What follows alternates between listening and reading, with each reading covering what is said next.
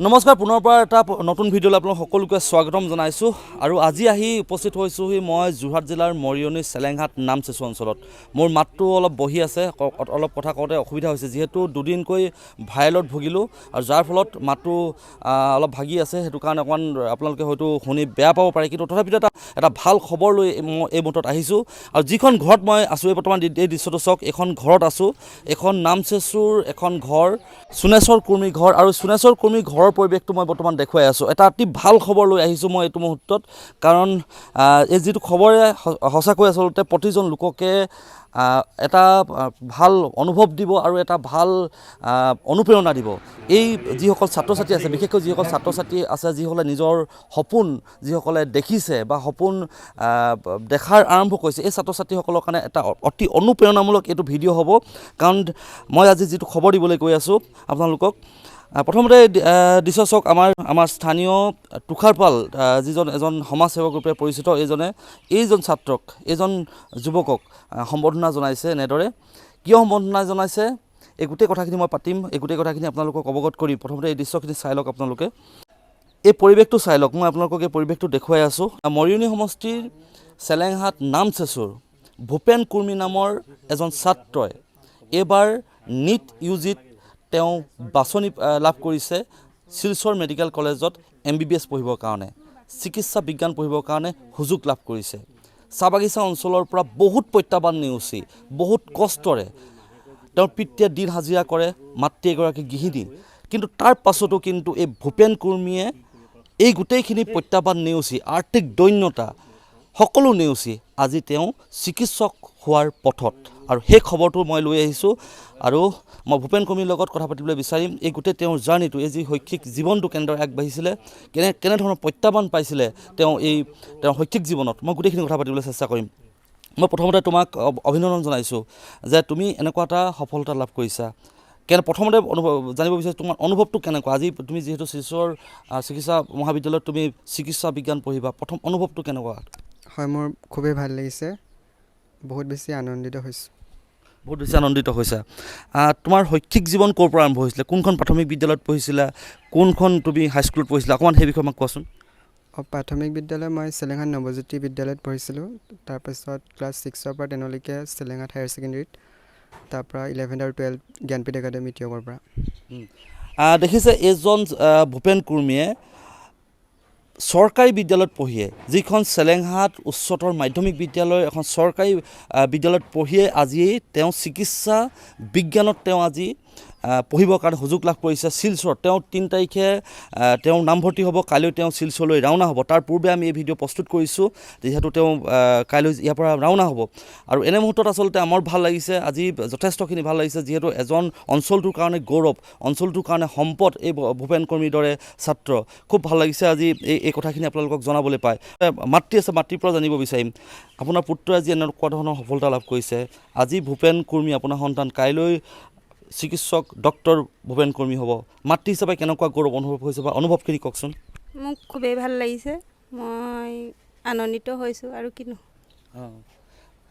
আৰু কেনেকুৱা ধৰণৰ আপুনি প্ৰত্যাহ্বান পাইছিলে ইয়াক পঢ়োৱাৰ ক্ষেত্ৰত? কিবা তেনেকুৱা ধৰণৰ প্ৰত্যাহ্বান আছিল নেকি? তেনেকুৱা ধৰণৰ যিহেতু আপোনাৰ স্বামীয়ে যিহেতু দিন হাজিৰা কৰে বা আপোনাৰ এটা অতি নিম্ন মধ্যবিত্ত পৰিয়ালৰ আপোনালোকে হেৰি কৰে, কি ক'ব সেইখিনি? কিবা প্ৰত্যাহ্বান আছিল নেকি?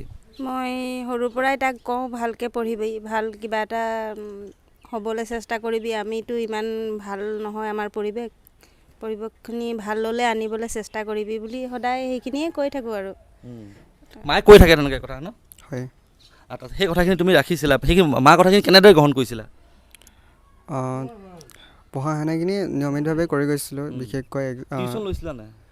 মই নীটৰ কাৰণে টিউশ্যন লৈছিলোঁ। নাই, স্কুলত পঢ়ি থকা টিউশ্যন লৈছিলা নেকি? টিউশ্যন লৈছিলোঁ 9-10ত। 9-10ত লৈছিলা? হয়। তাৰপিছত নীটত যেতিয়া তুমি প্ৰিপেয়াৰ কৰিছিলা নীটৰ কাৰণে, তেতিয়া তুমি মানে কোচিং কৰিছিলা? হয়, মই অনলাইনত কোচিং কৰিছিলোঁ আৰু টেষ্ট চিৰিজ সেইখিনিয়ে। তোমাৰ মেট্ৰিকত তুমি কি স্থান পাইছিলা? মেট্ৰিকত মই প্ৰথম স্থান পাইছিলোঁ। আৰু তোমাৰ উচ্চতৰ মাধ্যমিকত? উচ্চতৰ মাধ্যমিকতো প্ৰথম স্থান পাইছিলা? হয়। আচলতে এজন খুব মেধাসম্পন্ন ছাত্ৰ প্ৰথমৰ পৰাই আচলতে হাইস্কুল শিক্ষান্তৰ পৰীক্ষাতে হওক বা উচ্চতৰ মাধ্যমিকতে হওক ভাল ফলাফল লাভ কৰি এতিয়া শিলচৰ মেডিকেল কলেজত তেওঁ পঢ়িবলৈ সুযোগ পাইছে। এইটোৱে অতিকৈ আনন্দিত কৰিছে, অঞ্চলবাসীক আনন্দিত কৰিছে যে নিজৰ যদি ইচ্ছা থাকে, জেদ থাকে, যদি এটা যদি সপোন থাকে, এই সপোনটো কেতিয়া দেখিছিলা? তুমি যিটো চিকিৎসক হোৱাৰ সপোনটো দেখিছিলা নে কিবা বেলেগ সপোন দেখিছিলা নে চিকিৎসক হোৱাই সপোন দেখি আহিছিলা? হয়, যেতিয়া মই ক্লাছ 11ত বায়'লজি ছাবজেক্টটো লৈছিলোঁ তেতিয়াৰ পৰাই নীটৰ কাৰণে পৰীক্ষা দিম বুলি প্ৰিপেৰেশ্যন কৰি আছিলোঁ। এইটো নিজৰ মনত গঢ় লোৱা এটা সপোন নে কোনোবাই তোমাক দেখুৱাইছিলে সপোন? ইণ্টাৰেষ্টিং লাগিছিলে বায়'খন, সেইকাৰণে ইণ্টাৰেষ্টিং লাগিছিলে বায়'খন পঢ়ি, সেইকাৰণে এতিয়া কি ভাবিবা তুমি? এতিয়া ধৰি লোৱা এতিয়া তুমি শিলচৰ মেডিকেল কলেজলৈ যাবা, এতিয়া কাইলৈ যাবা ন? হয়, কাইলৈ যাবা। এতিয়া কেনেকৈ মানে যথেষ্টখিনি প্ৰত্যাহ্বানো আহিব তোমাৰ কাৰণে, যিহেতু এটা নতুন পৰিৱেশত যাবা, এখন নতুন চিকিৎসা মহাবিদ্যালয়লৈ যাবা, এইখিনি কেনেকৈ ফেচ কৰিম বুলি ভাবিছা বা কি আশা কৰিছা? হয়, মোৰ পঢ়া শুনাখিনি মই নিয়মিতভাৱে কৰি যাম আৰু তেনেকৈ একো ভবা নাই, যি হ'ব হ'ব। যি হ'ব। আৰু এটা কথা ভাবিছোঁ, মানে চিকিৎসক ভগৱান ৰূপে আমি মানো চিকিৎসকক। এতিয়া ধৰি লওক তুমি পঢ়ি ওলাই আহিবা, ৰাইজৰ সেৱা কৰিব লাগিব, সেইখিনি কেনেকৈ তুমি মানে কল্পনা কৰিছা সেই কথাখিনি, যে ৰাইজক কেনেদৰে তুমি সেৱা আগবঢ়াবা? এই ক্ষেত্ৰত তুমি কি ক'বা? কাৰণ এতিয়া বহুত কথাত আহে যে এনেকুৱা ধৰণৰ কথা আহে যে চিকিৎসক পঢ়ি অহাৰ পিছত কিছুমানে অকল টকাৰ পিছত দৌৰে বা অকল টকা ঘটিবৰ কাৰণে লয়, মানৱ সেৱাটো আজিকালি হেৰাই গৈছে। সেই ক্ষেত্ৰত কিবা তোমাৰ কেনেকুৱা ধৰণৰ, তোমাৰ চিন্তাধাৰাটো কেনেকুৱা? হয়, মই পঢ়া শুনাখিনি মই মোৰ ভালকৈ কৰিম, তাৰ পাছত মই যিমানখিনি কৰিব পাৰোঁ সিমানখিনি কৰিবলৈ চেষ্টা কৰিম। ৰাইজৰ কাৰণে তুমি কাম কৰিবা? হয়। আৰু এই যিহেতু তোমাৰ মা দেউতাই তোমাক ইমান কষ্টৰে পঢ়ালে, এই মা দেউতাক প্ৰতি কিন্তু তোমাৰ সদায় দায়িত্বশীল থাকিব, গোটেই আজীৱন তুমি তেওঁৰ প্ৰতি কিন্তু তেওঁলোকৰ প্ৰতি দায়িত্বশীল হ'ব লাগিব, পাহৰিব নালাগিব। মা দেউতাৰ প্ৰতিও তুমি দায়িত্বশীল হ'ব লাগিব কিন্তু। হয়। কি ক'বা মা দেউতাৰ প্ৰতি? এটা মেছেজ দিয়াচোন, যিহেতু মা দেউতাই যথেষ্ট কষ্ট কৰিছে, তুমি তোমাৰ অনুভৱে এটা মেছেজ দিয়া হয় মা দেউতাক, তুমি কেনেদৰে হেৰি কৰিবা, এটা মেছেজ দিয়া। হয়, মা পাপাহঁতে সদায় মোক ছাপোৰ্ট কৰে, সদায় পঢ়া শুনাৰ ক্ষেত্ৰত একো বাধা আহিবলৈ দিয়া নাই, গতিকে মই নিজে সৌভাগ্য হয় সেইটোক লৈ। আজি তোমাৰ মা দেউতাই ইমানখিনি প্ৰত্যাহ্বান নেওচি কিন্তু তোমাক কোনো অসুবিধা দিয়া নাছিলে, তুমি নিজে তুমি কৈছা যে তুমি কোনো পঢ়া ক্ষেত্ৰত কিন্তু এদিনো বাধাৰ সৃষ্টি হোৱা নাছিলে, হয়নে? হয়। সেইখিনি তোমাক কেতিয়াও তোমাক যে পঢ়া ক্ষেত্ৰত কমি অহা নাছিলে?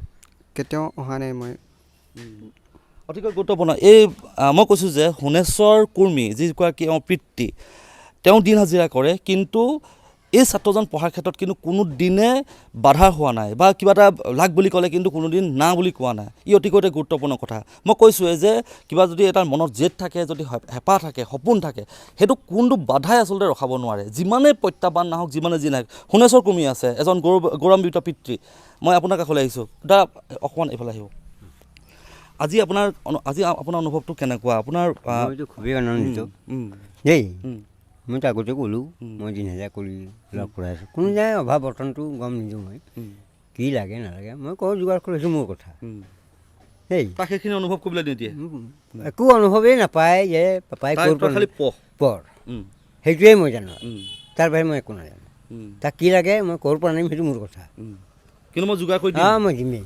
ৰাতি 10 বাজক 12 বাজক সুধি লওক, এতিয়াও ল'ৰা আছে, ৰাতি 10টা বজাত বিস্কুট লাগে, কি লাগে মই দিওঁ তাক। আপোনাৰ ল'ৰা দুটা? দুটা। ল'ৰাটো খুব শান্ত ন? এটা সেইটো আছে, ল'ৰাটো খুব শান্ত। সেইটো গ'লে সি কি পঢ়ি আছে? হায়াৰ ছেকেণ্ডেৰী ফাৰ্ষ্ট ইয়েৰ, এইবাৰ। তাৰপৰা চেলেংঘাট হায়াৰ ছেকেণ্ডেৰীৰ পৰা পাছ কৰা। যেতিয়া আপোনাৰ ল'ৰা এনেকৈ ডাঙৰ হৈ আহিছিলে বা আপুনি কেতিয়াবা সপোন দেখিছিলে নে যে আপোনাৰ মোৰ ল'ৰা এদিন চিকিৎসক হ'বগৈ, তেনেকৈ সপোন দেখিছিলেনে? দেখাটো নাই। এনে কি ভাবে তেওঁলোকে কোৱাত, মানে মই সেই কেইবাবাৰো এণ্ট্ৰেঞ্চ কিবা এটা দিলে, এগ্ৰিবেচি দিলে দেই, ইঞ্জিনিয়াৰিং দিম ক'লে, তেতিয়া মই ভাবিছোঁ নাই, এতিয়া যিকোনো এটাত খুটি মাৰ, তেতিয়া এটাই খুটি মাৰিলে টিকাব পাৰিবি, এটাতে খুটি মাৰ, 3টা নাৱত ভৰি লাভ নাই নহয়, আছে জানো? তেতিয়া মই ক'লোঁ, মই কৈছোঁ সেই তাতে ভৰি মাৰ, যাতে কোচিং কৰিব নালাগে, তাতে তোৰ হৈ যাব, মাথা মাৰ, কি লাগে মই আছোঁ। এটাতে মাৰিলে এতিয়া, নহ'লে এগ্ৰিবেচিও দিছিলে, পাইছিলে 1 নম্বৰ কাৰণে কমি গ'ল, সেইটো নাপালে। কাইলৈ আপোনালোক শিলচৰ যাব? শিলচৰ যাম এডমিশ্যনৰ কাৰণে। আৰু যদি কিবা অসুবিধা হয় মোক ক'ব, আমি আছোঁ, তাত মানুহ আছে, তাত হেৰি কৰিম, দি দিম। আমাৰ তাতো মানুহ আছে, আমাৰ তাতো সাংবাদিক আছে, যদি কিবা অসুবিধা পায় আমাক জনাব, ফোনটো কৰি দিম। ফোনটো কৰিব। তাৰপিছত এতিয়া কথাটো হ'ল কি, এতিয়া কাইলৈ আপোনালোক যাব, এতিয়া কিবা আৰ্থিকভাৱে কিবা সমস্যাৰ সন্মুখীন হৈছে? নাই, একো নাই মই তেওঁৰ কাৰণে ৰেডি কৰি থৈছোঁ চব ৰেডি কৰি থৈছে চবকে। চাওক এইজন পিতৃ দিন হাজিৰা কৰে কিন্তু তেওঁ পুত্ৰৰ কাৰণে সৰ্বোচ্চ ত্যাগ কৰিছে। তেওঁ পুত্ৰক এক বিন্দু তেওঁ জানিবলৈ দিয়া নাই যে মই কি কষ্ট কৰি কেনেদৰে যোগাৰ কৰিছোঁ, কিন্তু তেওঁ জানিবলৈ দিয়া নাই তই খালি তোৰ নিজৰ লক্ষ্যত তই উপনীত হ। ই অতিকৈ এটা গুৰুত্বপূৰ্ণ কথা, প্ৰতিজন ছাত্ৰ ছাত্ৰীৰ কাৰণে, সন্তানৰ কাৰণে অতিকৈ এটা গুৰুত্বপূৰ্ণ কথা। এজন পিতৃয়ে কিদৰে ত্যাগ স্বীকাৰ কৰে নিজৰ সন্তানৰ কাৰণে, নিজৰ সন্তানৰ লক্ষ্য প্ৰাপ্তিৰ কাৰণে পিতৃয়ে কিমান কষ্ট কৰে, এটা নিদৰ্শন সোণেশ্বৰ কুৰ্মী। মই ধন্যবাদ জনাইছোঁ আপোনাক, বহুত অভিনন্দন জনাইছোঁ। আপোনাৰ দৰে পিতৃ যাতে আৰু ওলক, যাতে তেওঁলোকৰ সন্তানো যাতে ভাল ফল মই তাকে কৈছোঁ। অঁ, আগৰ নাও যেনি যাব পিছৰ নাওটো তেনেকেই যাব, আহিব লাগিব, আদৰ্শ তেওঁ ল'বও লাগিব, নহয় জানো? চেষ্টাও লাগিব, মা বাপেকৰ আগ্ৰহ লাগিব, ত্যাগ লাগিব। অকল এটাই নহ'ব, বহুত বস্তু লাগে তাত। ত্যাগ, আগ্ৰহ, ল'ৰাৰো আগ্ৰহ লাগিব, ত্যাগ, ময়ো কিবা বস্তু ত্যাগ কৰিব লাগিব, সিও কিবা বস্তু ত্যাগ কৰিব, তেতিয়া ত্যাগৰ বিনিহে কিবা এটা পায়। কিন্তু আপোনাৰ আশা কৰিছোঁ যে আপোনাৰ সন্তানে আহি মানৱ সেৱা কৰক একদম, যাতে কাৰণ ভগৱানৰ নিচিনা ভাবে, চিকিৎসকক ভগৱান বুলি আমি ভাবোঁ। মোৰ লগত স্থানীয় এজন সমাজকৰ্মী আছে, যিজন সমাজকৰ্মীয়ে আহি আজি অভিনন্দন জনাইছে পৰিয়ালটোক আৰু ভূপেন কৰ্মীকো শুভেচ্ছা জ্ঞাপন কৰিছে। মই তুষাৰদাৰ কাষলৈ আহিছোঁ, এজন আমাৰ সমাজকৰ্মী, মোৰ ভিডিঅ'বিলাকত আপোনালোকে দেখি থাকে। তুষাৰদা, বহুত এটা ভাল খবৰ বাৰু অঞ্চলটোৰ কাৰণে, চেলেংহাটৰ কাৰণে, বিশেষকৈ চাহ বাগিচা ইমান এটা পিছপৰা অঞ্চলৰ পৰা ওলাই যোৱাটো বা এইখিনি প্ৰত্যাহ্বান নেওচি, যথেষ্ট প্ৰত্যাহ্বানে আগবাঢ়িছে কিন্তু মাক বাপেকে জানিবলৈ দিয়া নাই যে কেনেকুৱা কি কষ্ট কৰি যোগাৰ কৰিছে, কিন্তু তাৰ ক্ষেত্ৰত পঢ়াৰ ক্ষেত্ৰত কেতিয়াও বাধাৰ সৃষ্টি হোৱা নাই। কি ক'ব প্ৰথম আপোনাৰ অনুভৱটো কি? সেইটো হয়, প্ৰথমতে মই ভূপেন কৰ্মীক মই ধন্যবাদ জনাইছোঁ। আৰু সঁচাকৈ ভূপেন কৰ্মীক লৈ আমাৰ গোটেই অঞ্চলটোৱে গৌৰৱ অনুভৱ কৰে, আৰু মই বিশেষকৈ গৌৰৱ অনুভৱ কৰিছোঁ।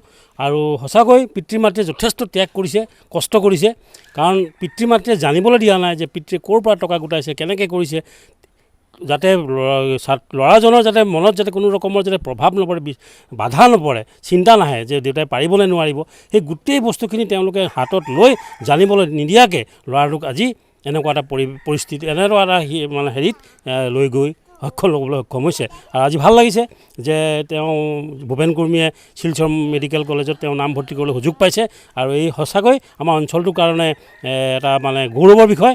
আৰু লগতে আজি মই দেৰিকৈ আহিছোঁ যদিও আজি কিছু মানে আৰ্থিক এটা পেকেজ এটা মই দিছোঁ, আৰু মই আপোনালোকৰ আগত আৰু পৰিয়ালটোৰ আগত এটা কথা মই কৈ গৈছোঁ, প্ৰতিশ্ৰুতি দিছোঁ যে প্ৰতি মাহত মই এই ছাত্ৰজনৰ কাৰণে মই কিবা এটা আৰ্থিক অনুদান আগবঢ়াই যাম 4 বছৰলৈকে। নিশ্চয়কৈ বহুত এটা ভাল খবৰ। দেখিছে মানৱ দৰদী এগৰাকী ব্যক্তিৰ চোচাপাল মানুহৰ বিপদত পৰাৰ লগে লগে এওঁ গৈ উপস্থিত হয়। মই পূৰ্বতো দেখাইছোঁ এগৰাকী ছাত্ৰীক কেনেদৰে সহায় কৰিছিলে, একদম পঢ়াৰ প্ৰতি সমস্ত খৰচ এওঁ বহন কৰিছিলে। অকল সেইটোৱে উদাহৰণ নহয়, অনেক উদাহৰণ আছে। মই মাতৃৰ পৰা আৰু এটা কথা জানিবলৈ বিচাৰোঁ, আপোনাৰ এই মুহূৰ্ততে আপোনাৰ পুত্ৰৰ প্ৰতি, যিহেতু চিকিৎসক হ'ব, আমি চিকিৎসকক আপুনিও ভগৱান হিচাপে মানে, আমিও ভগৱান হিচাপে মানুহ, আপুনি পুত্ৰ হিচাপে মোৰ এতিয়া আজি কেমেৰাৰ সন্মুখতে কওক যে এজন চিকিৎসক হিচাপে দায়িত্ব কেনেদৰে পালন কৰিব বা মূল দায়িত্বটো কেনেদৰে পালন কৰিব, আপুনি পুত্ৰলৈ কি আহ্বান জনাব? ৰাইজক সেৱা কৰিব আৰু নিজৰ পঢ়া শুনাখিনি ভালকৈ কৰিব, তাৰপিছত ডক্টৰ হোৱাৰ পিছত নিজৰ সমাজখন কেনেকুৱা আগবঢ়াই নিম সেইটো চিন্তা কৰিব। নিজৰ অঞ্চলটোৰ প্ৰতিও দায়িত্ব থাকিব। নিজৰ অঞ্চলটো অলপমান আগবঢ়াই নিব যেনেকুৱা, সেইটো মোৰ সদায় তাক সঁহাৰি থাকিম। নিজে অকলে নিজে আগবাঢ়ি গ'লে নহ'ব, নিজৰ গাঁওখনকো আগবঢ়াই নিব লাগিব, সেইটো এটা তাক মই আশা কৰোঁ। নিশ্চয়কৈ শেষত মই ভূপেন কৰ্মীৰ ওচৰলৈ আহিছোঁ শেষৰখিনি কথা পাতিবৰ কাৰণে। মায়ে যিখিনি কথা কৈছে সেইখিনি কথা তুমি অনুধাৱন কৰিছা? হয়। তেওঁ তোমাক কি বুলি আহ্বান জনাইছে তুমি অকণ কোৱাচোন। হয়, ভালকৈ পঢ়া শুনা কৰিবলৈ কৈছে আৰু সমাজৰ প্ৰতি আৰু অঞ্চলখনৰ প্ৰতি দায়িত্বখিনি কৈছে। সেইটো কিন্তু বহুত গুৰুত্বপূৰ্ণ। মই তোমাক এটা কথা ময়ো কৈছোঁ যে আমাৰ আজি বহুত উদাহৰণ আছে, কিছুমান ল'ৰা ছোৱালী এনেকুৱা পৰ্যায়ৰ পৰা পঢ়ি শুনি ডাঙৰ হৈ ওলাই গুচি যায়, পিছত মাক দেউতাককো অৱজ্ঞা কৰে, সমাজখনৰ প্ৰতিও কিন্তু পিঠি দিয়ে। তেনেকুৱা ধৰণৰ যাতে নহয়, যাতে এজন ভাল মানুহ, ভাল চিকিৎসক, যাতে আমি সদায় গৌৰৱ কৰিব পাৰোঁ ভূপেন কৰ্মী এজন প্ৰকৃত মানৱ দৰদী চিকিৎসক, সেইটো হিচাপে কিন্তু আমি দেখিব বিচাৰিম। আজি যিখিনি তোমাৰ কষ্ট, যদি এইখিনি কষ্ট কিন্তু তেতিয়াই সাৰ্থক হ'ব যেতিয়া তুমি এজন মানৱ দৰদী, মানুহৰ কাৰণে অনুকম্পা থকা এজন চিকিৎসক হোৱা, হয়নে? হয়। সেইটো তুমি হ'ব বুলি বা তেনেকুৱা ধৰণৰ এজন মই মানৱ দৰদী, তেনেকুৱা ধৰণৰ এজন ভাল চিকিৎসক হ'ম বুলি আজি প্ৰতিশ্ৰুতি দিব পাৰিবানে? হয়, মই নিজৰ পঢ়া শুনাখিনি ভালকৈ কৰি যাম আৰু নিজৰ যিখিনি দায়িত্ব আছে সেইখিনি মই কৰিব বিচাৰিম পিছলৈ। ধন্যবাদ জনাইছোঁ মই ভূপেন কৰ্মীৰ লগতে সমগ্ৰ পৰিয়ালটোলৈ ধন্যবাদ অভিনন্দন আৰু শুভেচ্ছা জনাইছোঁ আৰু ভূপেন কৰ্মীয়ে যিদৰে ভাবিছে যেনেদৰে ভাবিছে তেওঁৰ সপোনখিনি সফল হওক এজন ভাল চিকিৎসক হওক সমাজৰ প্ৰতি দায়িত্বশীল সমাজৰ প্ৰতি দায়িত্ববান এজন মানৱদৰ্শী চিকিৎসক ৰূপে আমাৰ অঞ্চলটো চেলেংহাটৰ নাম উজ্বলক অসম বা ভাৰতবৰ্ষই নহয় বিশ্বতো যাতে এওঁৰ নাম উজ্বলি উঠক এজন সুচিকিৎসক ৰূপে সমাজৰ প্ৰতিজন লোকৰ যাতে দুখ ব্যাধিবিলাক আঁতৰ কৰিব পৰাকৈ তেওঁ সক্ষম হৈ উঠক তাকে কামনা কৰিছোঁ ভিডিঅ'টো যদি আপোনালোকে ভাল পাইছে বা উপযোগী বুলি ভাবিছে তেতিয়াহ'লে লাইক কৰিব কমেণ্ট কৰিব শ্বেয়াৰ কৰিব বহুত আচলতে অনুপ্ৰেৰণা পাব বিশেষকৈ ছাত্ৰ ছাত্ৰীসকলে সেই ছাত্ৰ ছাত্ৰীসকলক ওচৰলৈ আপুনি ভিডিঅ'টো পাবৰ বাবে আপুনি ভিডিঅ'টো শ্বেয়াৰ কৰিবলৈ নাপাহৰিব ধন্যবাদ